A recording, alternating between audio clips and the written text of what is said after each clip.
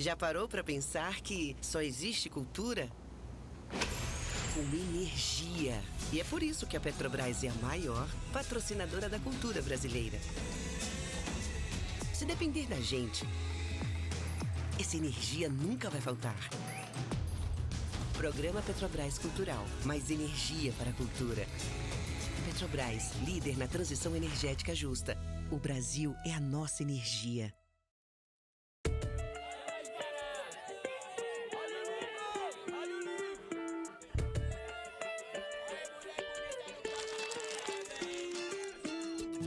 Sejam todos e todas bem-vindos à Feira do Livro 2025. A Feira do Livro é uma realização da Associação 451, da Maré Produções Culturais e do Ministério da Cultura por meio da Lei Rouanet, incentivo a projetos culturais. Apresentador exclusivo Petrobras. Patrocínio Prefeitura de São Paulo e Motiva por meio do seu instituto na categoria Prata, Itaú Unibanco na categoria Bronze. Apoio Instituto Ibirapitanga, Pinheiro Neto Advogados e Enjoei. Parceria institucional Mercado Livre Arena Pacaembu, Museu do Futebol e Secretaria da Cultura, Economia e Indústria Criativas do Estado de São Paulo. Secretaria Municipal de Esportes e Lazer, Secretaria Municipal da Pessoa com Deficiência, Biblioteca Mário de Andrade e Livraria da Travessa. Apoio institucional Embaixada da França no Brasil, Instituto Camões, Instituto Cervantes, Canada Council for the Arts, Acción Cultural Espanhola, Ernesto Tsirunik Advocacia, ETAD, Vagalume, Ecoar, Quiro, Inside by Meliá São Paulo e Genópolis, Bubu Restaurante e Ovo. Parceria de mídia, TV Brasil, Rádio Nacional de São Paulo, Folha de São Paulo, UOL, JCDecO, Revista Piauí e Publish News. Acompanhe a cobertura completa da Feira do Livro 2025 no site da revista 451. Acesse www.451.com.br e também nas nossas redes sociais, @a Feira do Livro. Viva o livro brasileiro!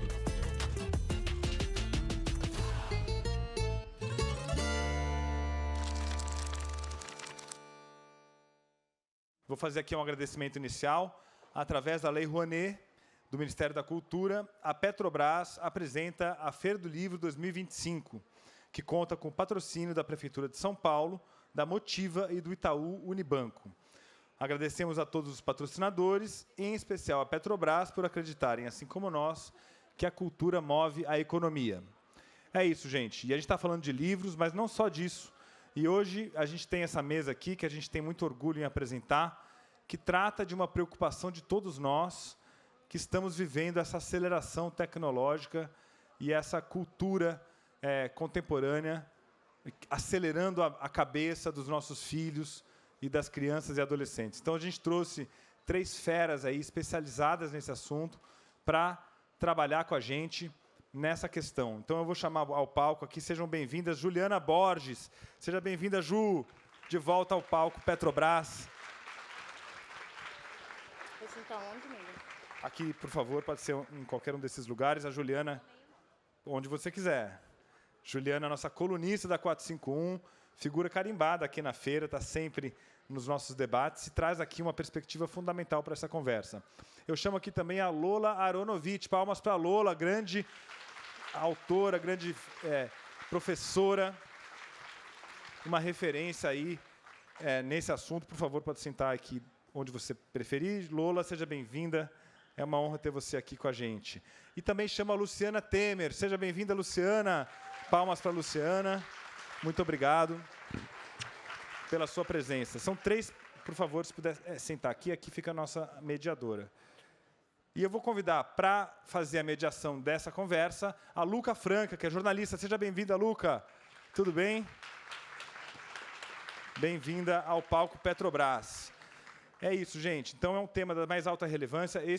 Essa mesa, excepcionalmente, não terá autógrafos, porque as nossas autoras estão nos devendo livros, né? Você poderia dizer, Juliana não, porque já tem alguns livros publicados, mas Lola e Luciana nós estamos aguardando. Ano que vem tem mais um, né, Ju? mas estamos aguardando os livros das nossas convidadas. E é isso, eu queria também pedir uma salva de palmas para o nosso intérprete de Libras, que traz a acessibilidade para o nosso festival. É isso, vamos falar então sobre adolescência. Eu vou sentar ali e deixo vocês na mão da Luca. Muito obrigado, Luca. Muito obrigada. Boa tarde a todos vocês. Luciana, vou deixar com você. Eu gostaria só de lembrar que quem tiver pergunta e afins, procurar um dos monitores para fazer por escrito, que ao finalzinho a gente vai ver aqui para poder as nossas participantes responderem. Primeira coisa que eu queria ouvir com vocês é que é o seguinte: ao assistir a série Adolescência, uma das coisas que mais me chamou a atenção foi quando a mãe vira e fala: eu achava que ele, o menino principal ali, estava seguro porque ele estava dentro de casa e não na rua, né?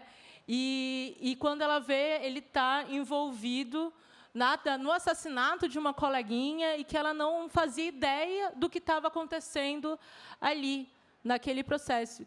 E aí eu queria começar com a Luciana para pensar muito isso, do tipo, que espaço é esse de virtualidade que a gente tem visto hoje para os nossos adolescentes? Muito bom, Luca, obrigada. Boa tarde a todas e todos. Queria agradecer antes o convite para estar aqui. Para mim é uma honra enorme, até porque, como o Paulo disse, eu não tenho livro publicado, né? Então é uma honra enorme estar falando na Feira do Livro sem ter um livro publicado. Mas vamos lá. Eu acho que a gente está falando de percepção, né, Luca? E a percepção de que a casa é um lugar seguro é uma coisa muito comum na nossa sociedade. A gente tem a percepção que a casa é um lugar seguro, então, se meu filho, se a minha filha está dentro do quarto, está tudo bem. Hoje eu presido um instituto, que é o Instituto Liberta, de enfrentamento à violência sexual contra crianças e adolescentes. E a gente sabe que a violência sexual contra crianças e adolescentes, ela acontece também dentro de casa. Mais de 60% dos casos são dentro de casa. Então, eu queria fazer esse paralelo para mostrar o seguinte: a gente precisa começar a entender o que são esses espaços de segurança. A casa nem sempre é, contrariamente ao que a gente gostaria, o lugar mais seguro da criança. E aí tem uma coisa que é: como é que este pai, esta mãe, monitora uma criança dentro de casa quando ele está ali num espaço que é um espaço onde o mundo está, né? E acho que falta muita consciência para os adultos. Acho que esse espaço é muito importante porque os adultos precisam compreender, porque os jovens já compreendem. Essa geração Z, pós-2015, vive este mundo virtual como se fosse o mundo real. É a mesma relação. E nós, mais velhos, não sabemos o que é isso. A gente não viveu isso. E a gente precisa entender que lugar é esse. Então, acho que a primeira coisa que eu digo é: sim, o seu filho, sua filha não está seguro porque está no quarto.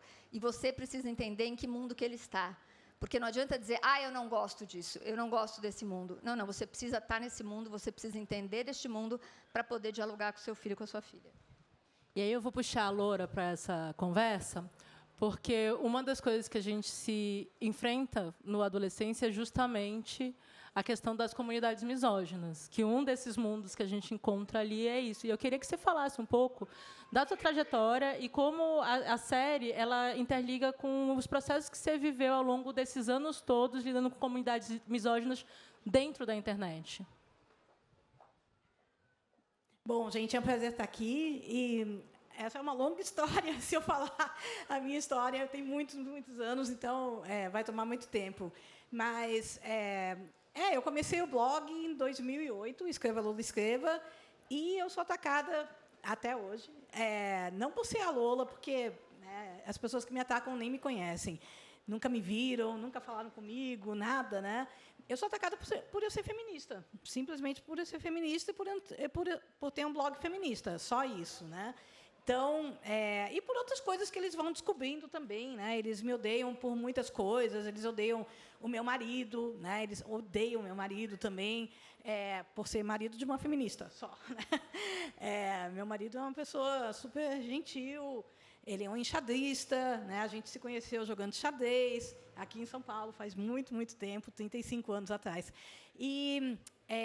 Mas para eles, né? Para os misóginos, para esses misóginos organizados, primeiro que feminista, para eles, é tudo lésbica, né? Então, uma feminista ser hétero e ter um marido, casada faz tanto tempo, tal, para eles é ultrajante. Tanto que, no começo do meu blog, eu gostava disso, eu preferia nessa época. Eles falavam que meu marido era um ator contratado. Né? E que as fotos que eu colocava assim de vez em quando do meu marido, né, a gente juntinho, tal, era um ator contratado. Eu preferia assim, né, porque depois eles começaram a ameaçar de morte o meu marido também. Era mais legal antes, né? E então eles me odeiam. Também eles me odeiam também por ser gorda, né? Para eles acham que uma mulher gorda vai morrer sozinha com os gatos, não merece ser amada, essas coisas, né? E aí, por você também ter uma pessoa, eles ficam indignados com isso. Então, e por eu falar bastante deles, né? Eu falo bastante do masculinismo. Eu nunca tinha ouvido falar do masculinismo, né? Que é isso que a gente chama de Red Pill, né? Red Pill. Antes de começar o blog, em 2008. E eu acho que a maior parte das minhas leitoras e leitores também nunca tinham ouvido falar. Então, para mim, foi um choque, porque na nossa vida do dia a dia, né, na nossa vida, não se fala mais vida real, porque a vida real acontece dentro e fora da internet, né? Mas eu não tinha contato com misóginos, né? Eu acho que eu não conheço ninguém do meu círculo de amizades, assim, que, por exemplo, chama mulheres de vadias. Em vez de se referir às mulheres como mulheres, fala vadias, né? Ou fala coisas piores. Eu estou vendo crianças aqui, então não posso falar muitas coisas, né? Como depósito de esperma, coisas assim. Então, eles chamam mulheres dessa forma. Quer dizer, uma pessoa que chama uma mulher disso, né, ou se refere às mulheres em geral dessa forma, não é à toa. Essa pessoa está muito, muito radicalizada, muito cooptada, né, por um grupo de misóginos. E eu sempre digo que assim tem uma diferença muito grande entre machista genérico, né? Machista genérico a gente conhece, um monte de machista genérico, né? É aquele tio do pavê, né? Que não necessariamente odeia as mulheres, se bem que misoginia e machismo andam de mãos dadas, né? Mas é uma coisa mais sutil, mais branda, meio de brincadeira, tal, né? O misógino, ele odeia as mulheres mesmo, e ele tem um mantra que não existe mulher exceção, nenhuma mulher presta. Isso inclui as próprias mães. Então eles odeiam as próprias mães, né? E eu costumo dizer assim que o machista genérico ele fala nenhuma mulher presta, exceto a minha mãe, né? A mãe deles, não a minha, né? Que é uma santa, né? Aí é a santa mãe, essas coisas, né? O misógino organizado, ele acha que nenhuma mulher presta, ponto, né? Incluindo a mãe, irmã, né? Namorada e mulher, eles não têm muitas, mas, felizmente, né? Isso prova a nossa inteligência, eu acho, né? Então, é terrível, né, que existam tantos grupos. Isso é uma comunidade internacional, né, que não existe só aqui no Brasil. Nos países de língua inglesa, eles são muito, muito populares e têm crescido muito, né, nos últimos anos. Infelizmente, né, a extrema-direita tem crescido muito e eles são de extrema-direita, né? Eles são de direita. Até agora, são duas coisas que eu não conheci nessa trajetória toda, né, de tantos anos. Imagina, 2008, 17 anos, né? Não conheci até agora um masculinista, né, que eu apelidei. Quando eu conheci, eu apelidei de mascul, né, que é uma abreviação, né, mascul. Tem gente que fala masco, né, mas enfim, eu chamo de mascul. Então, quando eles apareceram, eles até agora eu estava falando que eu nunca conheci duas coisas, né, um mascul que fosse de esquerda. Isso não quer dizer que não existam pessoas machistas na esquerda. É óbvio que existam, né? Existem racistas na esquerda, machistas, homofóbicos, a gente vê direto, né? Bastante, muito mais do que deveria, mas vê bastante. Agora, quando a gente descobre que uma pessoa de esquerda está sendo racista, ou misógina, ou LGBTfóbica, etc., a pessoa é exposta, né? Muitas vezes é cancelada, e a pessoa se arrepende, pede desculpas, né? Geralmente é assim. Ou fica indignada, fica revoltada, porque ninguém entendeu, mas geralmente pede desculpas. A direita não pede desculpas. A direita é um pré-requisito. Você ser misógino, você ser racista. Eles só disfarçam um pouquinho nas eleições, né? Porque pega mal, né? Mas a gente sabe, né? Então, a extrema-direita cresceu muito, e todos esses grupos misóginos cresceram junto com a eleição do Trump, né? Já em 2016, e com a eleição do Bolsonaro em 2018. Porque esses dois políticos são ídolos pelos masculos. São ídolos, né? E aí, o que tinha antes de 2016, se vocês prestarem atenção, né? Já tinha muito canal no YouTube, por exemplo, de masculinista, já existia. Mas eles tinham vergonha e medo de expor a própria cara. Então, eles colocavam uma máscara do Homem-Aranha, usavam um disfarce de voz, nunca davam um nome. E aí, em 2016, com a eleição do Trump, já na campanha do Trump, eles viram assim, pô, a gente tem um cara que nos representa, né? Que é abertamente misógino, né? Racista e tudo mais. É um cara de extrema-direita, é o nosso ídolo. E ele não só nunca foi punido por todas as declarações, ele tem uma ficha corrida gigantesca, né, de declarações misóginas, já foi, né, condenado por estupro e tudo mais. Tem todas as ligações dele com Epstein, né, de pedofilia e tudo. Era amigão do Epstein, né? Então, o cara nunca foi punido e ainda foi, né, eleito presidente do país mais poderoso do mundo. Então, aí os caras pensam, por que eu vou me esconder? Né? Se o cara não é punido, então eu também não vou ser. E aí que eles começaram a realmente dar as caras e crescerem mais ainda. Então, é bem triste o que tem acontecido. A outra coisa que eu falei, que são duas coisas. Eu nunca conheci um cara que fosse, um masculino, né, que fosse apenas misógino.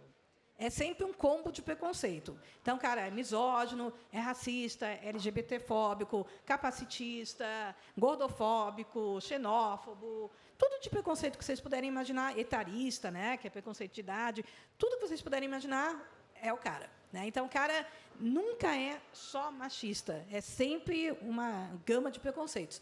Mas o que eu vivo dizendo é que a misoginia é a porta de entrada para drogas mais pesadas da internet. Então, muitos meninos, né, adolescentes, são atraídos por essa misoginia, né, por esse machismo, numa comunidade, e aí ele vai, aos poucos, sendo recrutado para fazer outras coisas. Mas o que eles têm em comum, geralmente, é o machismo. Esse é o denominador comum. E aí eu vou trazer a Ju, que a Luciana falou uma questão que eu acho que eu queria muito te ouvir sobre, que é... Bem, a gente é da última geração que lida digital e analógico, né? A gente adolesceu nesse processo.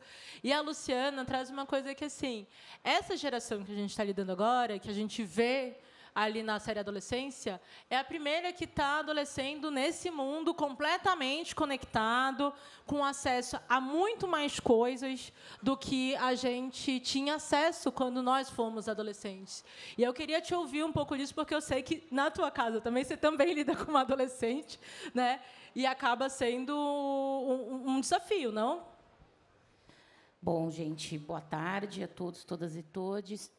Vou começar falando assim que eu brinquei com elas ali antes da gente subir, que eu tô meio assim, eu sou um ser meio perdido na mesa, assim, mas porque eu aprendo muito, né, com todo o trabalho que vocês desenvolvem. Já não é tão adolescente, já passou, já tá uma jovem adulta, né, com 19 anos, mas que tem muitas dessas características, porque eu acho que tem um elemento que foi a pandemia. E eu percebi muito que foi esse adolescer da minha irmã, né? Que, no caso, é essa adolescente que a gente está citando aqui, ela nem sabe que a gente está falando disso. E era justamente aquele momento em que... e aí, só para explicar por que tem essa relação, porque eu sou meio irmã, né? Eu sou tutora dela. E ela, quando vem a pandemia, ela estava justamente nessa fase que seria aquela fase que a gente começa a liberar mais, assim, sabe? Então... vai para o shopping sozinha com as amigas, vai para o cinema sozinha com as amigas, começa a ter mais independência, né? O momento que ali 13, 14 anos, né, que você começa enfim, testar essa autonomia, né? E é uma coisa que eu percebi que eles não viveram, né? Então, usando esse exemplo particular, eu sempre brinco em casa que assim eu era desesperador para minha mãe, deve ter sido, né? Porque eu queria ficar na rua, gente. Eu ficava na rua, assim, às vezes eu e minhas amigas, a gente sentava numa praça, a gente dava a volta no quarteirão, sabe assim? Não tem muito o que fazer, vamos dar a volta no quarteirão. Você tinha a sua sociabilidade, as tensões, os conflitos dessa fase da vida, encontrando com outros adolescentes no espaço aberto, no espaço público, né? Que eu acho que essa geração não está vivendo isso dessa maneira, né? A sociabilidade foi toda mediada pelas plataformas digitais, pelo espaço da internet, que não é, pelo que a gente está discutindo aqui, não tem nada de mediado, né? E eu acho que tem um elemento também que eu queria até comentar, que foi trazido pela Luciana, a partir da sua pergunta, que é essa questão da casa, talvez até uma visão meio romântica que a gente tenha, né, Luciana, da casa como esse espaço super seguro. E uma coisa que me chamou muito a atenção, né, que eu assisti e reassisti a série, e que eu acho que a gente precisava começar a debater sobre isso, que se a gente está falando que os pais ou, enfim, responsáveis por esses jovens, muitas vezes é visível o desconhecimento completo daqueles pais, né, daqueles que, enfim, são atores incríveis, né?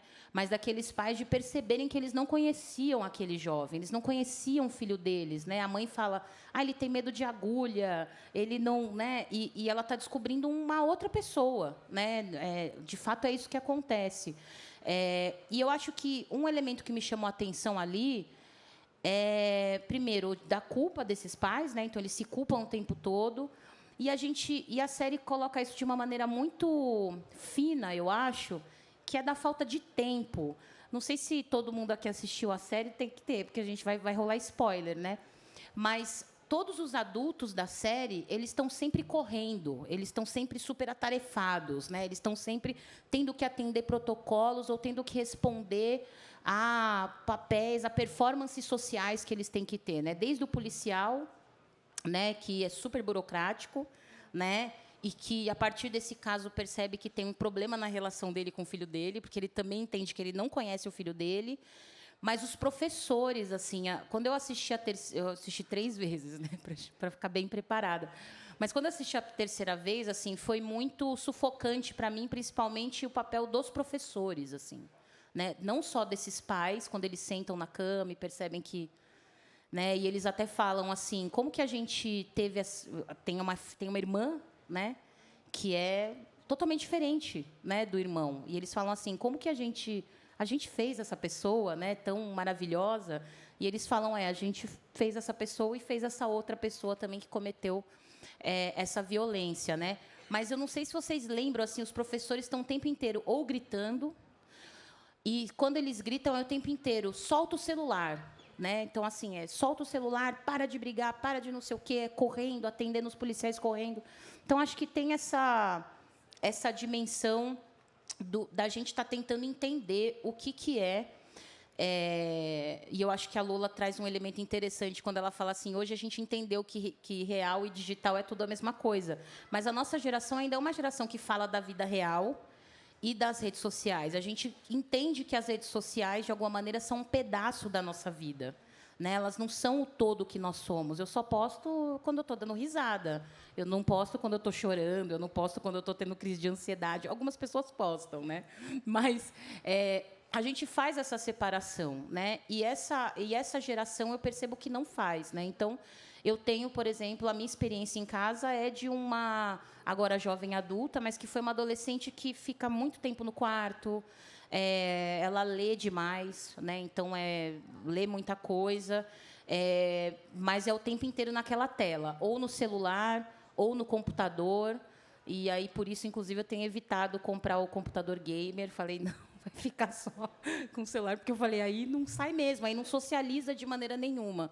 E eu acho que a gente ainda está tentando entender os impactos do que é essa sociabilidade que acontece num outro ambiente, com uma série de outros códigos que a nossa geração não entende, né? Então, a gente sempre falou em gíria e tal, mas eu acho que tem um outro elemento nessa nova geração, que não é só a gíria. Eu acho que tem uma outra maneira de ver e lidar com o mundo e de, inclusive, confundir o que é real e o que não é, né? Porque eu acho que causa isso.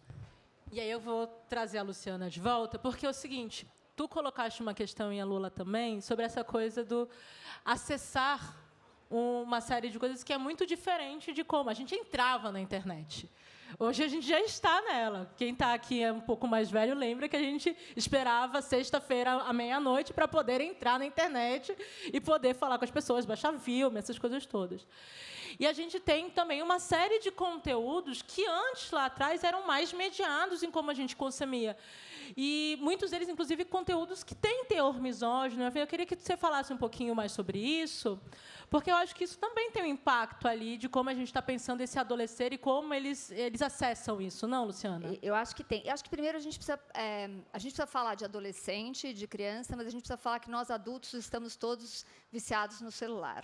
Então, acho que a gente fica falando muito, a criança, o adolescente, mas, na verdade, a gente tem que olhar para uma sociedade inteira que está viciada, porque se trata realmente de uma relação de dependência pela descarga de dopamina. Então, é preciso entender que estamos todos viciados. Primeira coisa. Qual é a diferença do vício meu ou de uma criança de 11 anos de idade? É a mesma coisa. Eu bebo álcool e não sou viciada.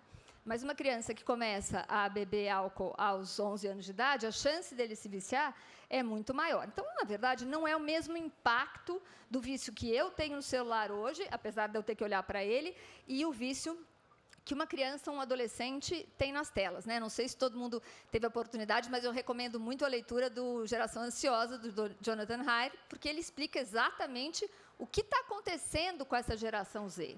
Então, não se trata só... Olha, eu vou falar um pouquinho assim, da série também, porque essa série me impactou num nível, né?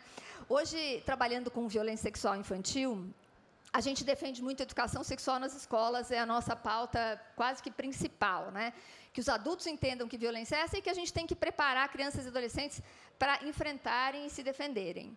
Então, estamos falando de uma escola boa e de uma família boa. Só que, depois que eu assisti a série, eu fiquei com a sensação de que tudo isso é muito ingênuo que eu faço. Porque não há família boa o suficiente, porque essa era uma boa família. A família deste menino era uma boa família.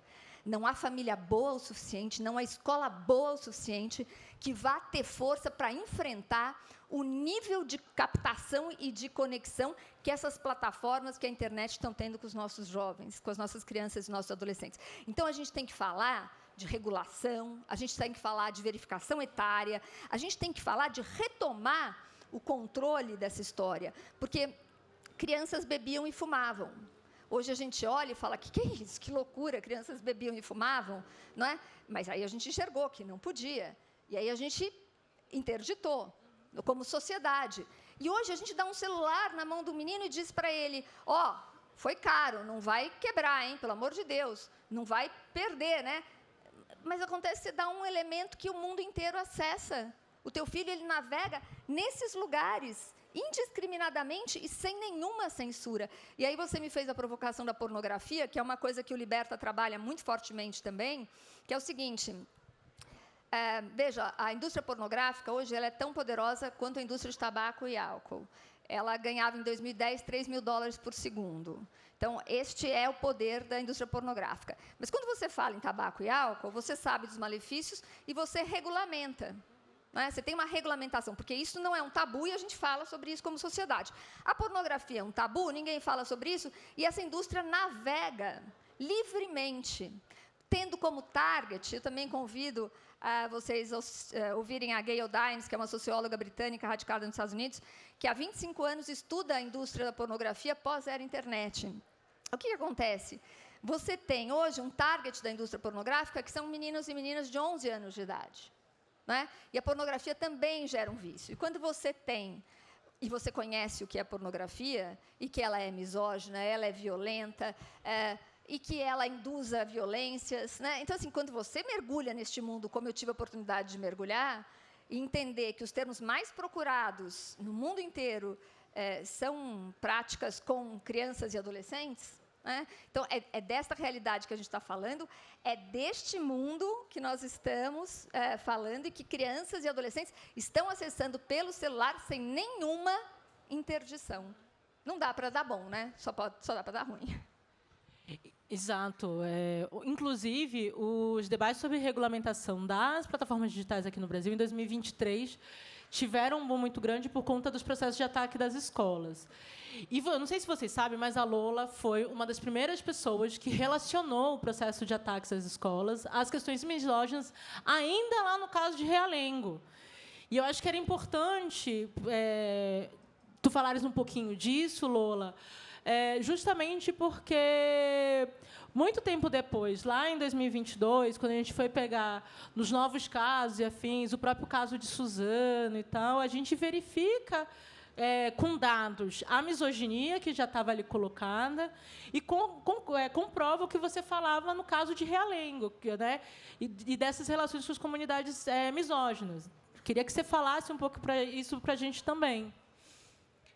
Pois na verdade, eu comecei a falar do caso de Realengo, porque Realengo chocou todo mundo, né? Vocês lembram que foi em abril de 2011, que foi um dos primeiros casos com tanta repercussão aqui no Brasil de um massacre numa escola, né? Que um ex-aluno dessa escola estadual, né, na periferia do Rio de Janeiro, entrou na escola, invadiu a escola, né? E matou 11 meninas e 2 meninos. Né, na faixa etária entre 12 e 14 anos. Né? Então, ao contrário dos Estados Unidos, que tem massacre em escola literalmente toda semana, né, lá eles são uma sociedade armamentista que provoca muitos massacres, né, que, ultimamente, assim, desde a época da internet, desde os anos 2000, tem se concentrado mais em escolas. Se vocês virem, assim, as notícias de massacres nos Estados Unidos, antes dos anos 2000,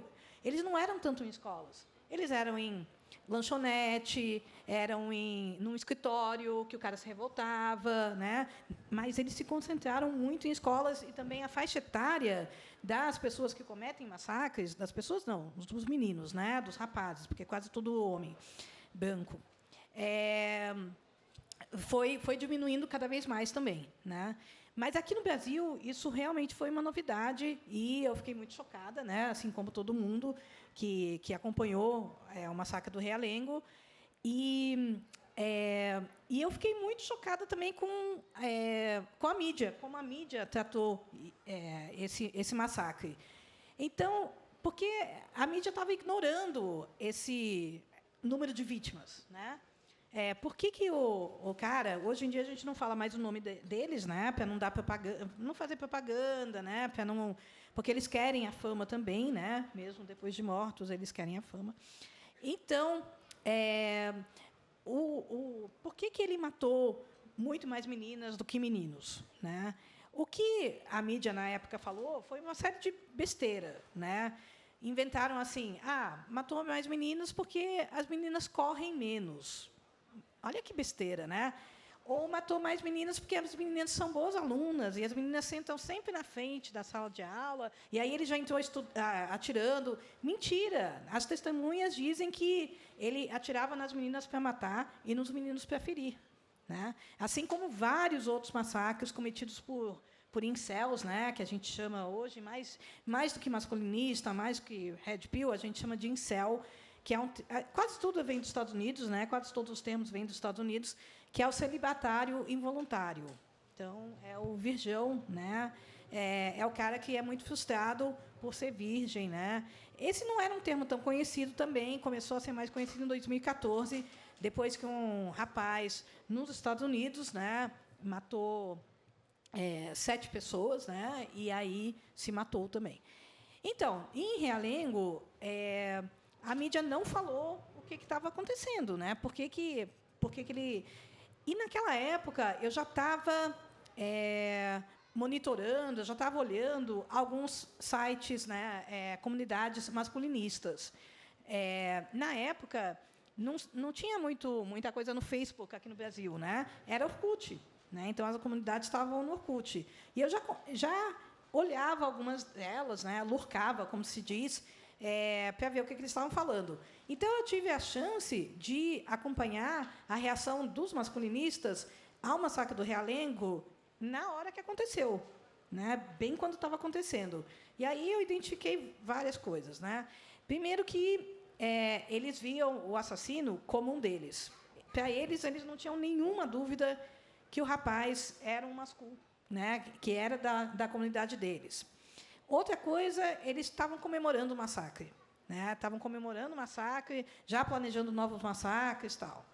E outra coisa que eles estavam com muito medo que a Polícia Federal, principalmente, investigasse eles, né? Porque eles sabiam das conexões deles com o atirador, né? Então, um dos maiores sites masculinistas na época, o autor, né, que a gente até hoje não tem muita certeza quem é, a gente sabe, mas, né, ele simplesmente sumiu. No dia do massacre do Realengo, no dia seguinte, ele largou o blog dele. Ele nunca mais atualizou o blog, imagina, sem dar nenhuma explicação para os leitores dele, nada, né? Então, isso já mostra, né, eu acho, uma conexão muito forte entre eles.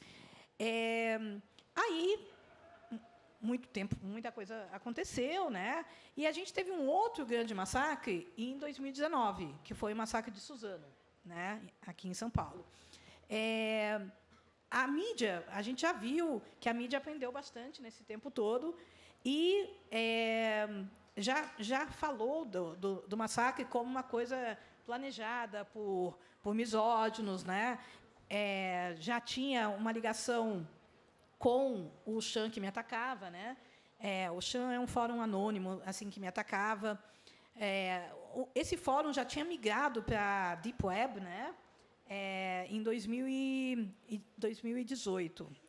2018, esse Chan migrou para a Deep Web. Ele ficava antes na superfície da internet. Qualquer um podia entrar, né? Qualquer um podia entrar. Era só você ter o link, né? E eu tinha o link porque o dono do Chan fez questão de mandar o link para mim, porque ele queria que eu acompanhasse as centenas de ameaças que eles faziam a mim, ao meu marido, à minha mãe, né, diariamente. E eu, quando eu entrei naquele Chan horroroso, né, eu fiquei pensando: será que eu quero ver isso, né? Será que eu quero estar, né, exposta a esse ódio todos os dias? Aí eu pensei, bom, a maior parte das ameaças não vai se concretizar, né? Não vai acontecer. Mas, se acontecer, aí eu não vou estar sabendo. Então, não é melhor eu ficar sabendo, né? Então, eu comecei a entrar naquele Chan para olhar. E tirava print das piores ameaças, né? Tentava falar com a polícia. Não tinha resposta da polícia também, né? Tanto que tem uma lei no meu nome, né? Que eu fico muito honrada com essa lei, que se chama Lei Lola, a Lei 13.642, que foi justamente um projeto de lei da deputada federal Luiziane Lins, né? Que é ex-prefeita de Fortaleza, do PT, segunda prefeita de Fortaleza, mulher, né, na história da cidade, que é a quarta maior cidade do país.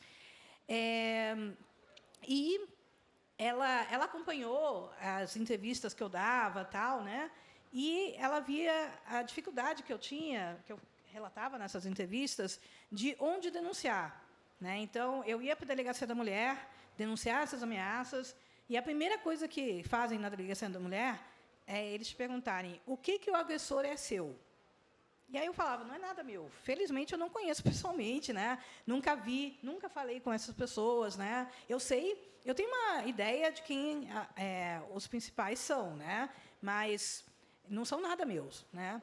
Então não pode fazer a denúncia aqui, não pode fazer o boletim de ocorrência aqui. Aí, naquela época, né? Estou falando de 2011, 2012, né? 2013, por aí. Você ia para a delegacia da Polícia Civil, o pessoal mal e mal sabia o que era blog, né? Não tinha delegacia de crimes cibernéticos, né, em alguns estados, mas não em todos. No Ceará, por exemplo, ainda não tinha uma delegacia de crimes cibernéticos. E a Polícia Federal Eu até hoje tenho um e-mail da Polícia Federal dizendo, de um cara mais capacitado da Polícia Federal, dizendo que eles não iam investigar nada, né, relativo a isso, porque eles só investiam em crimes em que o Brasil é signatário internacional. E aí ele citou o crime de racismo e pornografia infantil. Eu falei, então misoginia está liberado. Falaram, tá, não tem nenhuma lei contra a misoginia, e não tem mesmo, né?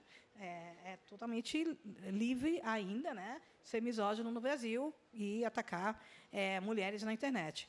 Então, foi isso que a Luiziane Lins fez, né? Ela fez uma lei, um projeto de lei que foi aprovado no Congresso, para justamente obrigar a Polícia Federal a investigar crimes contra mulheres na internet. Então, essa é a Lei Lola, que eu fico muito honrada em ter uma lei com meu nome, mas, infelizmente, ela foi aprovada em 2018, quando a gente tinha um governo de direita, né? E, logo em seguida, a gente veio para um governo de extrema-direita, que, obviamente, não ia, de jeito nenhum, punir, tentar descobrir quem eram, quem são os que atacam mulheres, porque são a base eleitoral dele. Essa é a principal, é a base eleitoral mais fiel do Bolsonaro, são os misóginos e nazistas, né? Isso aí não é um achismo, tem provas sobre isso, né? A pesquisadora Adriana Dias, né, que é uma excelente pesquisadora, que era a maior pesquisadora de nazismo aqui no Brasil, né? Ela morreu faz uns 2 anos, né? Ela descobriu uma carta do Bolsonaro para um site neonazista, né, aqui no Brasil, em 2004. E, na carta, não é uma brincadeira, né? Não é uma invenção nossa. Realmente, e eu não entendo como que a mídia não dá mais destaque para uma coisa assim, né? Mas o Bolsonaro, já para um grupo de neonazistas, né, ele já falava, vocês são a razão do meu mandato como deputado federal, ele dizia, né? Porque a gente está falando de 2004. Então, quer dizer, e aí o pessoal elege uma pessoa dessas, né, que tem como base eleitoral, né, quando o Bolsonaro era uma piada para o resto do Brasil, né, que aparecia em programas de, né, tipo, né, Super Pop, Pânico, essas coisas assim, né, CQC, sei lá, né, e o Brasil inteiro ou desconhecia ou ria dessa possibilidade, né, de ter um candidato desses a presidente, em grupos neonazistas, em grupos masculos, ele já era candidato, todo mundo já falava Bolsonaro presidente desde 2010. Imagina. Então, quando eu falo base eleitoral, é base eleitoral mesmo. Sem falar que o Bolsonaro, né, e o bolsonarismo sabe muito bem que um dos principais inimigos, uma das principais resistências à extrema-direita somos nós feministas, né? Então, a gente sempre foi resistência à extrema-direita. Então, por que eles iam tentar ajudar, de alguma forma, né, através da lei, gente que luta contra eles? Não iam, né? E não fizeram nada mesmo. Então, a gente precisa aproveitar que a gente está no governo de esquerda para realmente colocar essas leis para funcionar. Uhum.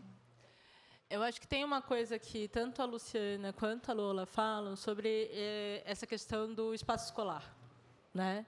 Que acaba sendo uma forma de cooptação, acaba sendo o afastamento em entender que esse espaço é um espaço que pode ser atacado e afins. E aí eu sei que a Ju tem pensado muitas questões relacionadas a como a gente ouve esses adolescentes e afins, e eu acho que vale a pena, né? Porque na série também a gente verifica isso, né? Os professores estão sempre gritando, os professores não sabem quem são aqueles alunos que ali estão, como eles estão, para além da família, né? Então, como é que a gente consegue fazer essa disputa? Porque me parece que estamos numa disputa, né, de adolescentes que estão sendo cooptados por misoginia, discursos de ódio, etc., etc. Pensando aqui em tudo que está sendo dito aqui, estou refletindo e pensando nas respostas. Eu não sei muito se eu posso responder como, assim, mas do que a gente tem pensado sobre isso, porque, assim, uma coisa que me preocupa é, ao mesmo tempo em que a gente vê que bom que a gente está falando mais sobre isso, ainda de maneira... não como a gente deve, né? Acho que a gente tem que falar muito mais sobre isso. Mas eu já começo a ver algumas saídas ou soluções que eu acho que não dão conta, né? Acho que um caso da série ali que deixa evidente tem ação da polícia, tem maioridade penal reduzida, né? Então, é um adolescente de 13 anos que é preso, né? Mas... E eu acho que sempre fica muito fácil responder, então vamos reduzir a maioridade penal, porque agora a gente está falando de adolescentes, né? Eu sei que não é o caso de ninguém aqui da mesa defendendo isso, né? Mas a gente começa a ver esse tipo de saídas. Uma coisa que acho que dialogando com a sua pergunta, essa questão da exaustão dos professores. E tem um elemento que eu acho que eu falei muito rapidamente antes, que é dessa questão da falta de tempo, né? A gente não tem tempo, então eu fico pensando professores que têm 30, 40 alunos, né? Como é que você tem tempo? Tem até uma cena que uma das professoras tenta, de alguma maneira, acolher a amiga da Kate, né? Que é a menina que acaba sofrendo feminicídio, né? Vou chamar que é um feminicídio. Mas você vê que aquela professora também está sem instrumentais, assim, né? Ela tenta, de alguma maneira, acolher a amiga, mas ela vê que tem um limite na conversa e a solução para ela vamos chamar um psicólogo. Né? E aí a amiga logo se revolta e fala: tudo para vocês é psicólogo, que acaba sendo também a nossa resposta de adultos aos adolescentes, né? Tudo vamos fazer terapia, mas é bom fazer terapia.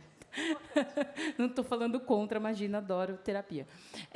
Mas acho que tudo acaba sendo essa resposta mais simplista, né?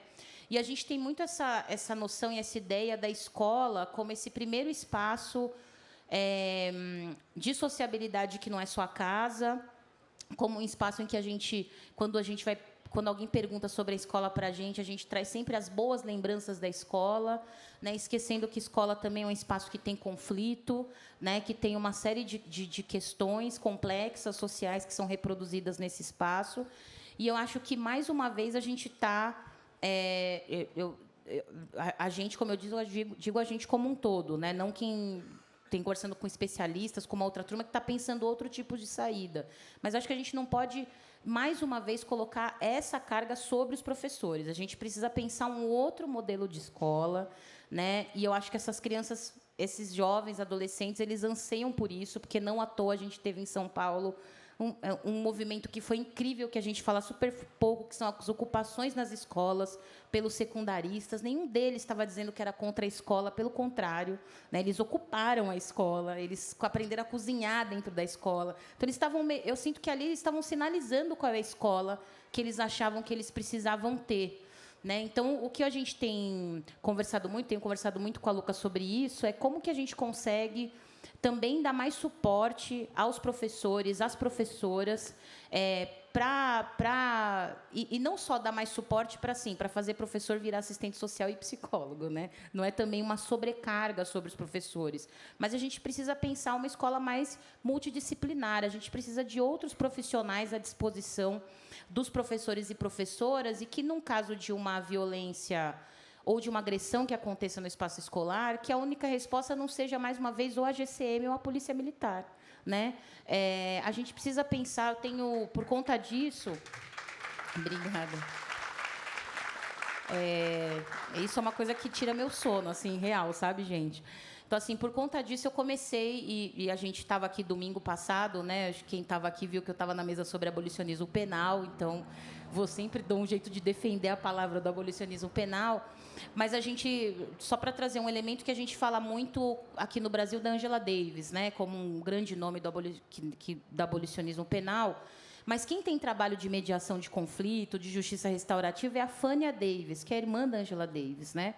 E a Fania Davis trabalha há muitos anos, há mais de 15, 20 anos, justamente com mediação de conflitos e pensar uma outra organização da comunidade escolar, justamente para tentar evitar que os casos, né, progridam e cheguem, de fato, a agressões físicas ou, no caso, como a gente está citando da série como ponto de partida, de feminicídios, né? Então, eu acho que uma primeira coisa que me chama a atenção o tempo inteiro nesse caso é que a gente não tem tempo, todos nós estamos exaustos, adultos, professores, né? Então, a gente não tem tempo para, às vezes, conseguir perceber alguma mudança que está acontecendo com aquele jovem, ou com aquela jovem, com aquele adolescente ou não.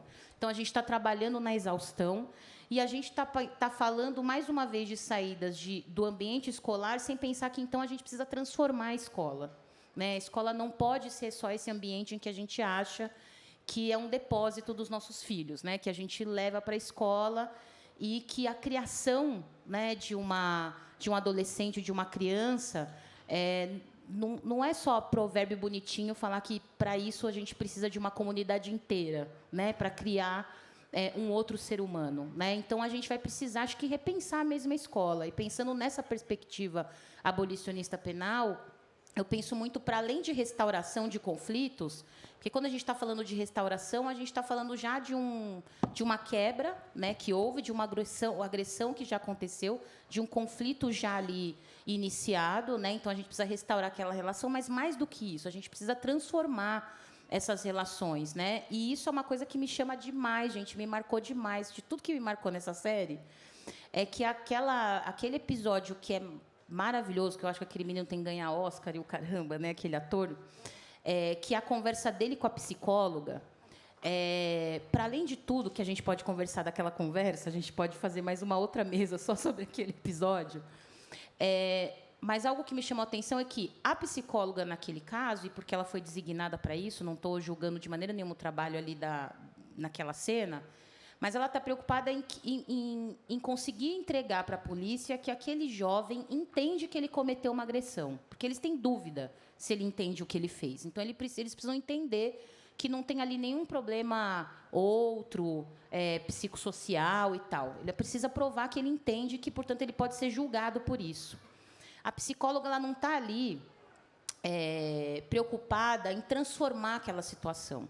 Quando ela sai da sala, ela só quer se livrar daquilo, né? Não sei se todo mundo lembra, ela respira fundo, e a gente também, né, quer se livrar daquilo, né? A gente respira fundo junto com ela.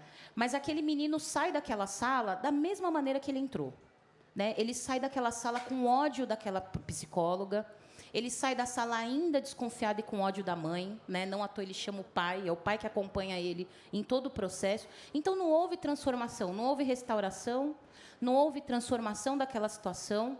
A família continua lidando com a violência da comunidade. Então, assim, a partir do momento que acontece o crime, a comunidade some da série, né? Sendo que aquele trauma é um trauma que não atinge só a família do jovem que comete o feminicídio, nem só a família da menina que é assassinada. Aquilo causa um trauma social em toda a comunidade escolar e em toda a comunidade que aquela família vive e sociabiliza.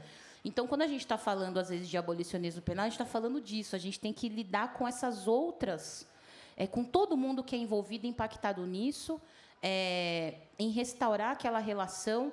Mas eu fico muito preocupada em quando a gente vai pensar em transformar esses meninos que estão sendo cooptados nessas redes. Né? Ainda como a gente é todas feministas aqui, né? E um tempo atrás eu conversei com uma feminista, eu falava disso, ela, mas não é problema meu lidar com os caras, eu quero cuidar das mulheres, tarará. Eu falava assim, mas ainda é uma tarefa que a gente tem. A gente vai ter que conversar com eles. Então, eu e Luca, a gente tem pensado muito isso, a gente está desenvolvendo um projeto para estabelecer, para fazer uma pesquisa em escolas municipais e públicas e privadas aqui na cidade de São Paulo. E, no começo, a gente tinha colocado só círculos de escuta e círculos restaurativos com as meninas. E aí a gente foi reler aquele projeto, debatendo fundamentação. Então, a gente falou, não, cara, a gente tem que escutar os meninos. A gente tem que fazer também círculos restaurativos com os meninos. Porque que tipo de masculinidade é essa que a gente está produzindo? Né? Eu acho que não dá para a gente não falar que existe uma crise sobre a masculinidade, sobre o que é ser homem, sobre o que não é ser homem. Né? Então, a gente vai ter que lidar com isso. Isso é papo nosso também. Né? Não é só papo dos homens. Eu acho que os homens têm que se auto-organizar. Mas a gente vai ter que estar nessa conversa também.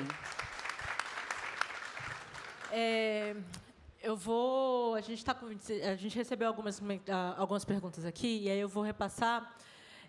A primeira, algumas perguntas aqui, elas variam mais ou menos do mesmo tema, que eu acho que eu vou abrir com eles para vocês três a gente conversar sobre, que é como é que a gente pode lidar com essa questão do limite do acesso a plataformas digitais, aos discursos misóginos nas plataformas digitais, né? Como pensar a responsabilização de empresas nesse processo, né? Como é que a gente lida com o fato de que, existe, essas ferramentas, elas estão aí, elas ajudam a proliferar discursos misóginos, de ódio e afins, e como é que a gente lida e a gente dá um freio nisso, né? E aí eu vou começar com a Lola para dar uma mudada aqui rapidinho, depois passar para a Luciana e para a Ju, para comentarem essas perguntas e eu passo para as outras. As plataformas, elas têm que ser responsabilizadas, né? Não pode fingir que não tem nada com o assunto. Só para citar um caso que eu vi recentemente, assim, faz uns 2 anos, talvez, que aconteceu lá em Fortaleza, onde eu moro, que a polícia prendeu 2 golpistas que já tinham 3 milhões na conta, né? E o que eles faziam? Como que eles conseguiram esses 3 milhões? Eles hackearam, eles abriram um site, imitando o site do Detran, igualzinho ao site do Detran, né?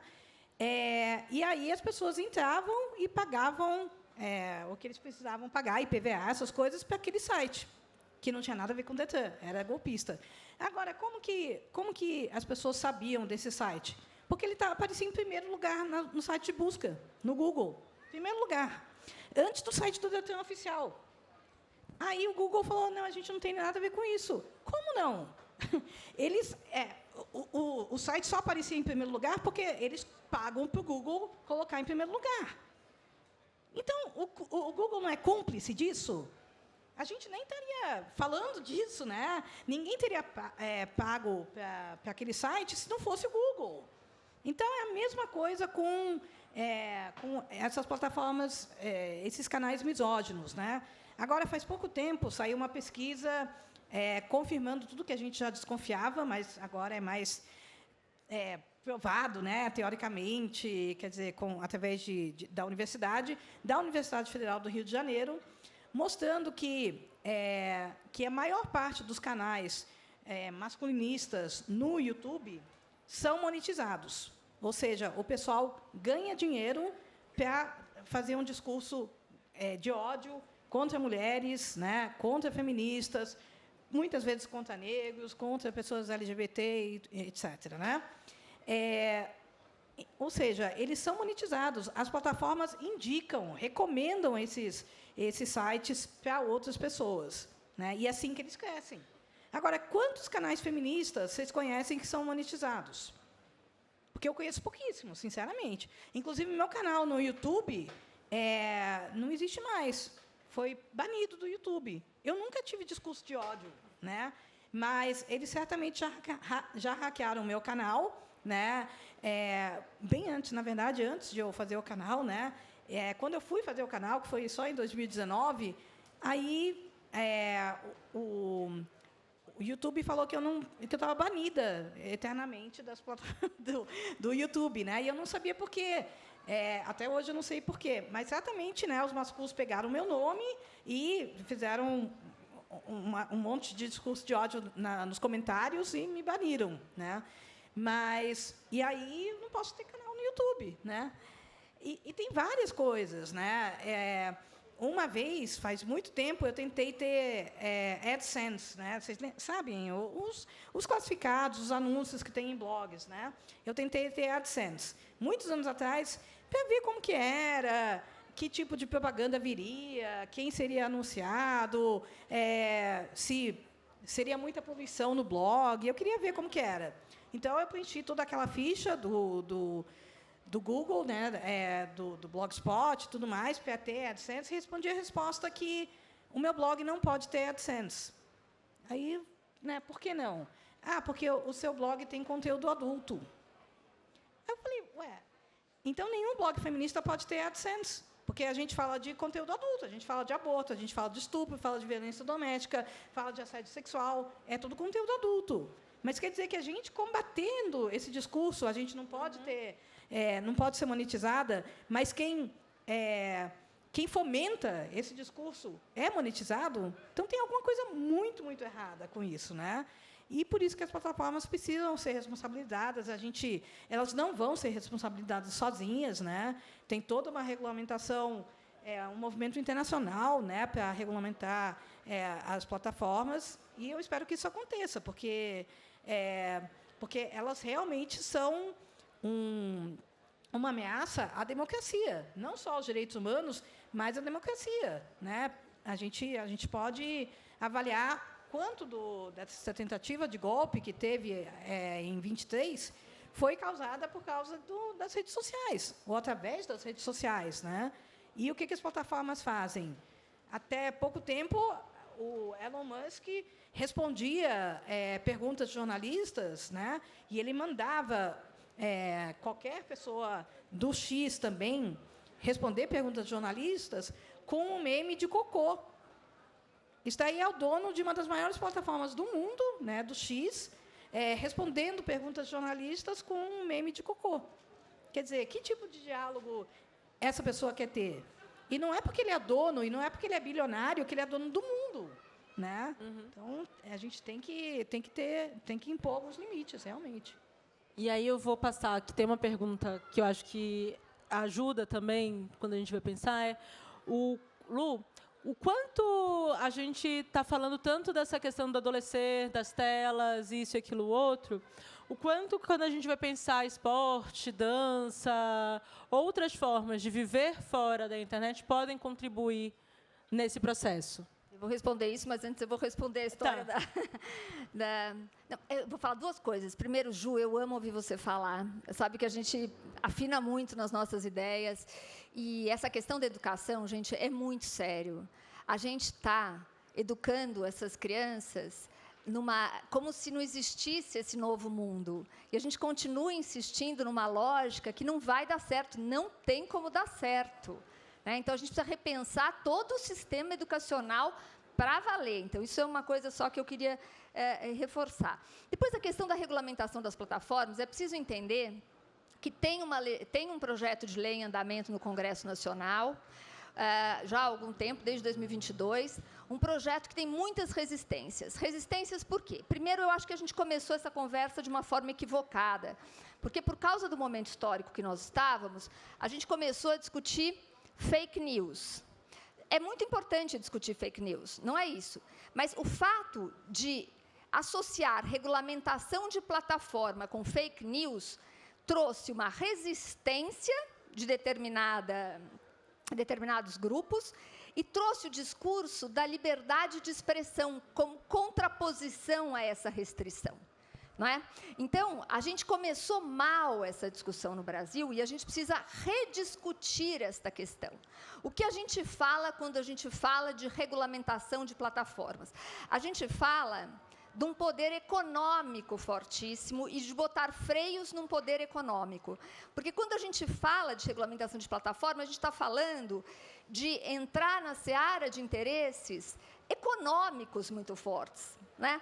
Tudo isso que eu acho que a gente está discutindo aqui, todos esses malefícios que a gente já está tratando, eles estão acontecendo e acontecendo livremente porque tem gente ganhando muito dinheiro com isso. Não é? Tem muita gente ganhando dinheiro com isso. Então, a gente precisa começar essa discussão de outra maneira. Eu integro hoje, estava comentando com vocês, né, um comitê do Ministério da Justiça que está estudando fórmulas de verificação etária para acesso à internet. É fundamental que a gente estabeleça verificação etária não autodeclaratória. É óbvio. E, tecnologicamente, já é possível fazer isso. Não é, mas dá para fazer? Não, dá para fazer. A tecnologia permite. A gente quer fazer? A gente acha que criança não pode entrar em determinados lugares na internet? A gente acha que adolescente não pode entrar em determinados lugares? Se a gente acha, a gente tem que pôr esse freio. Não é? Mas a gente precisa discutir isso de forma muito serena, acertando esse discurso, acertando as arestas, não é? A gente não vai concordar em tudo, mas a gente precisa achar a esfera de consenso. E acho que proteção de crianças e adolescentes é uma esfera de consenso que a gente pode trabalhar. Estas atividades todas extras, que são da vida, né, reais, elas são maravilhosas e são super importantes. Não tem criança que se desenvolva de forma saudável sem arte, sem esporte, né? Sem convívio real, né? Ir para a rua. Eu queria falar uma última coisa só, que a gente não falou sobre a série. Não, que a gente não falou sobre a série e que eu acho que é fundamental. Eu estou aqui com a Clarissa, minha irmã psicóloga, que me ensina muito, discutimos muito sobre esta série, né? E ela atende muito adolescente. E é o seguinte, este fato de uma determinada geração não fazer mais distinção entre o que é real e o que não é real, entre o virtual e o real, faz com que esse menino, essa foi a minha leitura, até o final ele não tenha compreendido que esta colega morreu. Até o final, ele não reconhece que esta menina morreu. Não é? Porque a morte e a vida ela está tão facilitada, você mata a gente o tempo inteiro no jogo e a pessoa vive de novo, e outra vida, e outra chance, e outra... Né? Que, assim, é óbvio, é ridículo, é um jogo, mas as pessoas estão vivendo dentro dos jogos. Não é? E a pessoa morre e ela nasce de novo. Então, acho que a gente precisa falar de tudo isso com muita profundidade. Não pode ser raso, gente. Tem que ser muito profundo. Porque, assim, se a gente não fizer essa discussão rapidamente, nós adultos não fizermos. Para isso, vocês, todos nós, temos que mergulhar neste mundo virtual e entender do que nós estamos falando. Queria... Tu tocaste num ponto que, em geral, quando a gente verifica muito isso. Quando a gente fala de questões das escolas, questões, inclusive, de violência política de gênero, que eu queria que você falasse um pouquinho disso, Ju, que está ligado também, essa questão que é dos jogos. E longe de mim jogar numa lógica de pânico moral contra videogames, entendeu? Mas que transbordam para aí. Eles levam essa lógica de, o que eu estou fazendo tem a ver com ranqueamento, com isso e aquilo outro. Isso tem a ver com a pergunta que eu vou passar para a Juliana, de violência política de gênero, porque no mesmo lugar onde a gente vê sair a pensar os ataques das escolas, onde a gente vê sair processos de estupro virtual, pornografia de vingança e uma série de outras coisas, a gente também vê surgir ataques de violência política de gênero. E era inescapável falar sobre isso, porque a gente, há poucas semanas, sofreu um ataque conjunto aqui no Estado de São Paulo, na Assembleia Legislativa, contra todas as parlamentares. E eu queria ouvir um pouquinho a Ju falando sobre isso, que eu acho que é muito importante para a gente conseguir conectar o quanto o que a gente viu na série tem impactos reais, de diversas formas, no Brasil. Não está longe, né, Ju? Não, super. Eu, até enquanto teve a pergunta das plataformas, né, até falei assim... essa é uma coisa que eu tenho refletido muito, que é como lidar com esses temas quando eu me posiciono enquanto antiproibicionista, né? Mas eu estava lá, assim, quando aprovou, não pode ter celular nas escolas, gente, eu amei. Assim. Meu antiproibicionismo é colocado em prova, assim, total. Mas porque, de fato, é importante, né? Porque eu acho que uma coisa é quando a gente está falando de autonomia e escolha, quando nós somos adultos, né? Quando nós já temos lá nosso frontal desenvolvido, né, com condições de escolher, né, com condições de decidir. Né? E outra coisa é quando a gente está falando de crianças e adolescentes, né, que estão em fase de formação. Agora, trazendo para essa dimensão, acho que essa questão da violência política tem muito do que a Lola já falou, do que a própria Luciana já falaram, que você também traz nas questões. Né? Eu acho que esses grupos, né, esses grupos masculinistas, eu acho que não à toa eles têm avançado tem como foco crianças e adolescentes, porque é justamente essa disputa de quais homens e qual sociedade a gente está criando. Né? Então, acho que isso está conectado, porque antes a gente discutia muito violência de gênero no âmbito da vida adulta, né? Sobre mulheres adultas, entre homens, com uma violência cometida por homens adultos, né? E eu comecei a pensar mais isso a partir da conversa que a gente fez com a Alex, que a Alex é a filha da Luca, que tem 16 anos. Olha os insights que os adolescentes dão para a gente, né? Porque a gente conversava sobre sobre um projeto para trabalhar a questão da violência política de gênero. E ela ficou ouvindo a gente, assim, um pouco lateralmente, a gente extremamente empolgadas, feministas, assim, vamos lá, vamos tocar esse projeto. E ela falou assim, que horas que vocês vão pensar na gente? Né? Que horas vocês vão pensar em mim, enquanto uma, né, jovem, mulher, adolescente, né, que sofre uma série de violências, às vezes, por outros jovens adolescentes, e que, muitas vezes, vocês não estão ligadas nisso. E a gente vai ver que quem está fomentando essa misoginia na internet, quem está fomentando esses fóruns, essa violência de gênero, a gente vê jovens e adolescentes cometendo essa violência, mas eles são incentivados e fomentados por adultos, né, por homens adultos. Então, primeiro é a gente entender que isso não está desconectado, né? Quando a gente fala de misoginia na internet e de violência de gênero, a gente está falando de mesmos grupos que têm muito evidente, muito explícita disputa de sociedade que eles estão fazendo, né? Uma disputa de sociedade, não é cortina de fumaça, né? Gente, eu fico assim desesperada quando acontece alguma coisa e tal, e vem o progressismo brasileiro falando que é cortina de fumaça, que é questão econômica, pipipipopopó. A gente viu aqui a Luciana falando justamente dessa questão de regulamentação das redes, porque tem um debate sobre, né, interesses, né, uma disputa de poder econômico, está tudo interligado, né? Então, falar disso é sobre isso. E acho que, entrando mesmo na questão da pergunta, eu acho que, quando a gente pensa em violência política de gênero, a gente também está... E aí vou usar também a partir de uma fala da Luciana, que é a gente começar a fazer o debate de maneira errada também, porque a gente começa a falar de violência política de gênero como se fosse algo direcionado apenas a parlamentares, né? É uma violência direcionada apenas a parlamentares. E eu entendo por que a gente faz isso, porque eu acho que o grande marco de feminicídio político que a gente tem no Brasil é o assassinato da Marielle Franco, né? Então, uma vereadora eleita. Então, acho que mulheres negras entenderam que o fato da gente se eleger não nos protege, né? Eu acho que isso é uma dimensão. Mas eu acho que a violência política de gênero ela é mais ampla do que isso. Ela atinge não só mulheres parlamentares, mas mulheres em cargos de direção partidária, mulheres lideranças políticas. Eu acho que a Luca sempre me lembra do caso da Dorothy, aqui no Brasil, que era uma ativista, não era uma parlamentar eleita, e foi assassinada por ser uma defensora de direitos humanos. E eu acho que essa violência ela é direcionada justamente para nos tirar da arena do debate público, né? Incomoda, porque a gente incomoda, né? Nós, feministas, a gente está aqui para transformar e mudar as coisas. Isso causa incômodos, isso causa uma série de questões em torno do que são as nossas relações sociais. Então, essa violência política de gênero não é só direcionada a parlamentares, a que mulheres não sejam eleitas ou não ocupem cargos públicos, mas é a ameaça ou a violência ao nosso direito de fazer política, de estar no espaço político, né? Então, o fato da gente estar aqui, ser ativista de direitos humanos, já faz a gente sofrer uma série de ataques.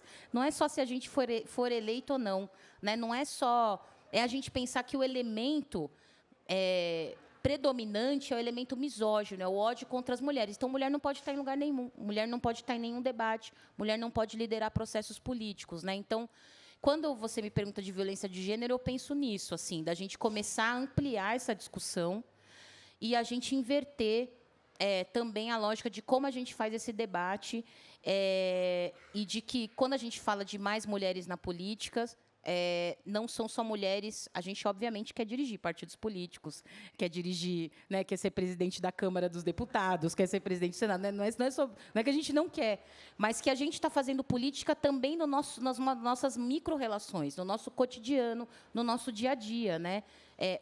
Uma mulher, eu fico pensando assim, numa mulher professora, liderança ali daquela comunidade escolar, nem liderança sindical em si. Ela já sofre uma série de violências e tem uma motivação que é uma motivação misógina que se relaciona a tudo que a gente discutiu aqui na mesa, que é um impeditivo para que mulheres ocupem espaços políticos, porque a gente traz uma mensagem, principalmente mulheres feministas, que é uma mensagem de transformação do mundo, né? E quem quer conservar o mundo como ele está, obviamente, vai querer impedir que a gente esteja nesse espaço. A gente está caminhando aqui para o final da nossa conversa. queria agradecer essa tarde maravilhosa para conversar sobre uma série que é muito densa, mas que, como todas falaram, é super necessário. Se a gente não debate isso agora, nesse exato momento, a gente vai perder um bonde da história gigantesco, e a gente não pode perder, porque a gente está falando da formação de crianças e adolescentes que se tornarão adultos, né? E aí eu vou abrir e aí eu vou começar com a Ju até a Luciana, para vocês se despedirem da nossa plateia. E eu já deixo aqui, sigam a Ju, a Lola, a Luciana, para poder também engajar mais no que é esse debate. Levem essa conversa para as escolas dos sobrinhos, dos filhos, para as famílias de vocês, porque é fundamental a gente fazer essa discussão da forma mais profunda possível. Ju. Eu só vou agradecer, gente, porque, para mim, assim, eu estou achando um luxo estar aqui nessa mesa com a Luciana e com a Lola e com a Luca, porque, de fato, como eu comecei dizendo e vou terminar, são pessoas que eu me amparo mesmo, que eu aprendo muito, né? Já falei, quando a Lola apareceu, eu falei, eu sigo o seu blog desde que a internet era mato, né? A gente estava lá. Então, pensar que eu tinha alguma contribuição para trazer aqui para o debate me deixou, de fato, muito feliz. E, mais uma vez, aprendi uma série de coisas aqui. Então, é só dizer para a gente se engajar mesmo nessa luta, porque o trabalho é árduo. Tem muito trabalho pela frente. E aí eu vou fazer o merchan pela amiga, para ela não ter que fazer. Além de seguir o perfil da Luciana, sigam o Instituto Liberta também. Lola. Bom, eu também agradeço muito. Elas falaram mais sobre a série do que eu falei, mas eu tenho acompanhado também algumas outras coisas sobre a série, porque a série, como vocês sabem, é uma série britânica, né? Então, despertou um interesse ainda maior na Inglaterra, né? Na Grã-Bretanha. Então, tem muitas professoras falando lá, né? Eles estão passando essa série nas escolas, conversando com os alunos, e isso é extremamente importante. Acho que a gente tem que aproveitar isso também para trazer essa discussão aqui, para cá, né? Então, as professoras estão falando, as professoras de lá estão falando que 1/3 das professoras já denunciaram misoginia nos alunos. 1/3, gente, né? Então, é um problema seríssimo, não é pânico moral, né? A gente vê isso aí acontecendo, e é importantíssimo que a gente abra esse espaço, eu acho, esse diálogo, para ouvir os alunos, né? Para a gente... Por que os alunos não podem conversar sobre isso na escola? Né? A gente tem que ter um bate-papo com eles, claro que com presença de psicólogas, né, e tudo mais, gente para mediar esse tipo de conversa, mas eles são cooptados, né? Muitos meninos são cooptados nessas plataformas, nessas redes, porque tem alguém que está escutando, porque tem alguém que está fingindo que gosta deles e tal. Então, a gente só fingir que isso não existe não vai resolver. E a série foca muito no diálogo com os pais, né? Então, a culpa dos pais, né? O pai é um dos personagens principais da série. Então, é importante que isso também abra os nossos olhos, né? Eu não sou mãe, né? Mas muitos de vocês são mães e pais, e sempre falar com os filhos, né? Não dá para simplesmente deixar a criança na internet durante horas e horas, sem saber o que a criança está fazendo na internet, né? Sem saber o que a criança está vendo. Né? É aquele negócio, como pais, a gente não deixa uma criança sair na rua e ir para qualquer lugar que ela quiser, né? Então, por que na internet a gente acha que pode, né? Ou talvez a gente nem acha que possa, mas a gente não sabe o que está... Né? Faz 3 semanas, o Fantástico fez um podcast com um pai, né, que eu recomendo, que escreveu um livro porque a filha dele, de 14 anos, foi cooptada pelo Discord. Né? Então, ele fala que ele não sabia disso, ele achava... que, até então, que o maior perigo da internet era a pornografia.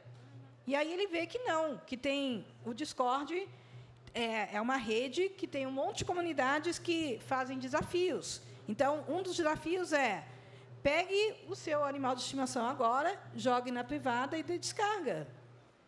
Imagina, ou você tem que torturar o seu animal de estimação e colocar na internet. Então, toda hora a gente está vendo isso de torturar, de matar animais, torturar crianças, né? Uma das coisas que eles queriam fazer era no show da Lady Gaga, né, em Copacabana, que eles também queriam matar pessoas e transmitirem ao vivo. Então, tem tudo isso de transmissão ao vivo, né? E como que a gente... Imagina, a gente tem que falar com as crianças sobre isso, né? Porque eles estão falando, eles estão conseguindo recrutar gente para cometer massacre em escolas, e a gente não está conseguindo parar isso. Então, é muito, muito importante que a gente lute, continue lutando e ganhe, né? A gente tem que vencer essa guerra, porque é uma guerra e a gente tem que vencer, gente. Lu. Queria só agradecer mesmo o convite, um privilégio estar aqui nessa mesa, Ju, uma mesa deliciosa. Lola, muito obrigada. Muito obrigada, querida, pela condução. E eu vou te dizer uma coisa, vamos furar essa bolha, porque quem está aqui nos ouvindo, quem está aqui nessa feira, aliás, não é? Já são pessoas conectadas, interessadas, de alguma forma, vivendo de uma forma mais consciente ou buscando mais consciência. Ninguém está numa feira de livro para comer cachorro-quente, né? A gente come o cachorro-quente também, mas a gente vem porque a gente está interessado nesse mundo. Então, isso aqui é uma bolinha. Vamos furar essa bolha? Vamos levar essa conversa para fora da bolha? Esse é o desafio do Instituto Liberta, que enfrenta a violência sexual infantil. Realmente, não precisa seguir a Luciana, mas segue o Instituto Liberta, que é muito mais importante. Tá bom? Muito obrigada. É isso, gente. Estamos finalizando a nossa mesa sobre a série Adolescência. Siga o Instituto Liberta, sigam a Lola, a Juliana e a Cuíra Feminista, e também a programação que está maravilhosa da Feira do Livro, por aí, tá? A gente se encontra em outros momentos. Obrigada. Já parou para pensar que só existe cultura com energia? E é por isso que a Petrobras é a maior patrocinadora da cultura brasileira. Se depender da gente, essa energia nunca vai faltar. Programa Petrobras Cultural. Mais energia para a cultura. Petrobras, líder na transição energética justa.